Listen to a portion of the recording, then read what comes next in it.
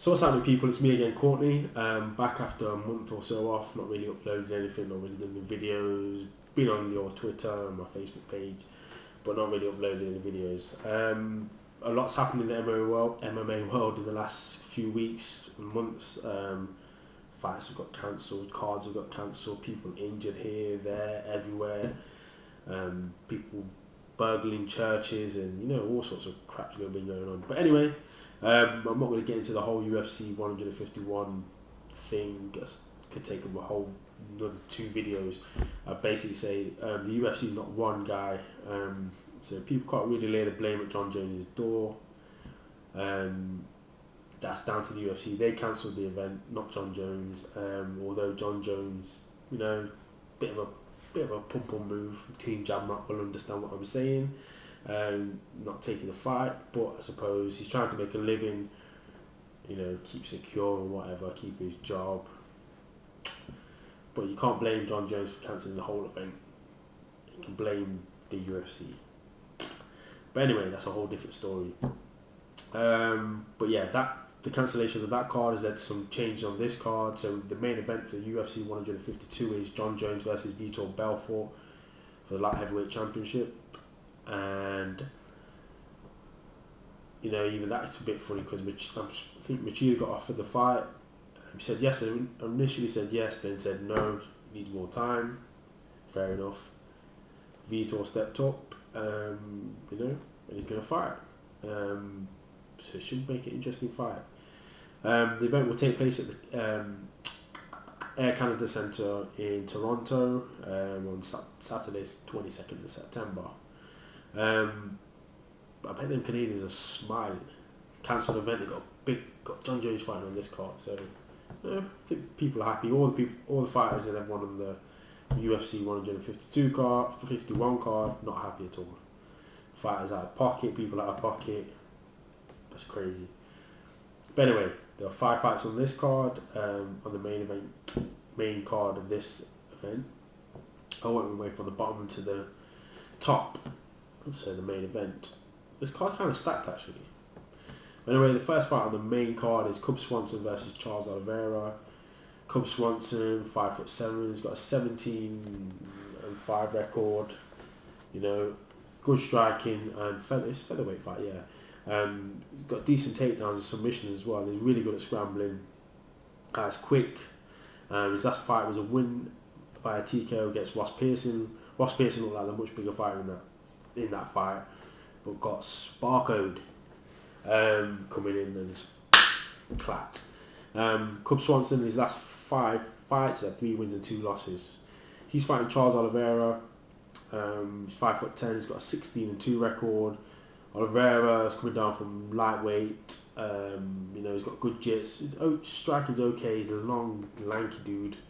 His last fight was a win by submission against Jonathan Brookings. His last 5 fights, he had 2 wins, 2 losses, and 1 no contest. For this fight, I think Cub Swanson is going to stay fast, stay out of range, and he's smaller. It's a lot smaller, but he's going to use his takedowns and scrambling. I don't think he's going to stay on the ground too much. He's going to stand up and strike with him. And I think Cub Swanson is going to TKO or KO Charles Oliveira. So I'm picking Cub Swanson for that fight. Next fight on the card, this is a rearranged fight as well, is Matt Hamill versus Roger Hollett. Matt Hamill, excellent wrestler, 6'2", he's got a 10-4 record. His last few fights, he's been okay. Against Tito, he looked pretty good, and against Rampage, he looked good as well. His striking's improving, he's got heavy hands.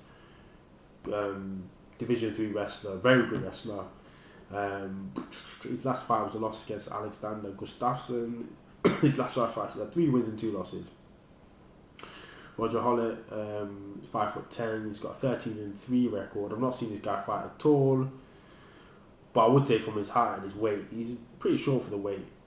Pretty, small, short. His last 5 fights, he's had 3 wins and 2 losses, I think. No, sorry, just had 5 wins. Sorry, scrub that. He's just had 5 wins. Again, I'm going to pick Matt Hamill for this fight because I've not seen Hollett fight, but I think Matt Hamill's decent enough to win. Next fight on the card. This is a excuse me. These next 3 fights are really good fights. Next fight on the card is Michael Bisping versus Stann. Some could argue this is a middleweight title contender, tournament thing, title shot at least. Michael Bisping, 6'2", he's got 22-4 record. Michael Bisping is the Ultimate Fighter. I think it was 3 winner. He's got good kickboxing, good foot movement, good movement. His jits is good as well. He's got that. I always say it in every video. He's got that ability to get his scrambles really well, and if he's on his back, someone tries to pass his guard, he can replace the guard really quickly. That's essential if you want to control people. If you can get the guard back, you can control their posture. You can control the arms. He's really, really good at that, getting his guard back. His wrestling, and his clinch improved. If you see the fight against Swanson, he surprised Chael. I think he surprised the world by clinching in and staying, keeping Chael pressed up against the fence, which worked really well for him. His last fight was a loss against Swanson. His last 5 fights are 4 wins and 1 loss. And he's fighting Stann, the All-American. 6'1", he's got a 12-4 record. Stann, very heavy-handed. Got decent kickboxing. Submission game, jits, not all there. But he's. Some would argue he's one-dimensional. Ground and pound's kind of sick. I just ask Alessio Sakara. He's got very heavy hands. But like I said, some people say that he's a bit one-dimensional. You know what you're going to get. He's just going to come straight at you. He's going to try and hit you, knock you out. That's it. I'd be surprised if he tries any submissions at all. But that's Stann, the All-American. His last fight was against Alessio Sakara, in which he battered him. His last 5 fights have 4 wins and 1 loss. This is a hard fight to pick, but I ain't gonna lie, a bit of a fan of Bisping now. So I'm gonna pick Bisping by submission or decision. Why I say submission is because I think Bisping's gonna be a bit sneaky. Watch, he's gonna clinch Stann. He's gonna take him down as well. But Bisping to win. Next fight on the card is the first ever flyweight title fight in the UFC. Benavidez versus Demetrious Johnson. Benavidez, 5'4". He's got a 16-2 record. Benavidez is a bad man. This guy. So this is flyweight. He's coming from he's coming from bantamweight. Well, he's come from bantamweight. This is his second fight at flyweight. Benavidez was bad at bantamweight. And at flyweight, monster. This guy's bad. Very quick, very well rounded. He's got one sick ass guillotine. I like it. I think I couldn't find this guy, man. He's good, really good. His last fight was a win by TKO versus in the flyweight eliminator against Orishitani from Japan. I think he was ranked the number 4 in the world flyweight. I may be wrong. And Benavidez never been finished. This guy is bad. He's fighting Demetrious Johnson, who's 5'3". He's got 15-2-1 record. Demetrious Johnson is like Mighty Mouse. Well, he is Mighty Mouse. He's quick, very, very, very quick. He's got good takedowns and conditioning. But another thing about Benavidez as well, most of his things come via submission. Demetrious Johnson seems to wear people down with just how fast he is, his conditioning, his strike. He's decent, he's a good fighter, but his last fight was a decision win against Ian McCall. If you remember the first fight, it was Demetrious Johnson supposedly won, but then it was a draw. Battery's down on my phone, but they rematched and he beat Ian McCall by decision. His last 5 fights, he's had 3 wins, 1 loss and 1 draw. For this fight, I'm picking Benavidez. I said it even from the start. Even before they had the tournament and they announced it, I said Benavidez is going to win that. And I still think Benavidez is going to win. Joseph Benavidez, I'm not sure he's going to win, but he will win. Next fight on the card is the main event. Sorry, that was the co-main event. This is the main event for the light heavyweight title. John Jones versus Vitor Belfort. John Jones, the champ, 6'4", you know, what's his reach? I don't know what his reach is from here to Africa. I don't know. He's just long armed. John Jones, 6'4", he's got a 16-1 record. The one loss came against Matt Hammer. And no matter what you say, that one loss will stick with him. People say, oh, he didn't really lose. He didn't lose, but he says on his record he lost. Disqualification. But anyway, yeah, John Jones, very well rounded, lanky guy, got some, you know, long arms, long legs, kicks, punches, elbows, you name it, he's doing it. He's throwing you around. He's trying to fly and triangle you, like he did against Rampage. John Jones is a bad man. He's just like something, he don't care. I always say he's like Shaft. He does not care what he does in the ring. Move-wise, unorthodox, spinning elbows, spinning back, bum kicks, whatever you want, he's doing it. You know, he's the game. He's like the fighter in the computer game that you always wish he could be. You just, oh, look at that. It's like some, you know, but he's bad. I ain't down that. His chin, ooh, I don't know. Got tested by Machida, got punched once on his chin. Got tested, got wobbled a bit. Rashad Evans, you know, tested him as well, kicked him in the head, wobbled him as well.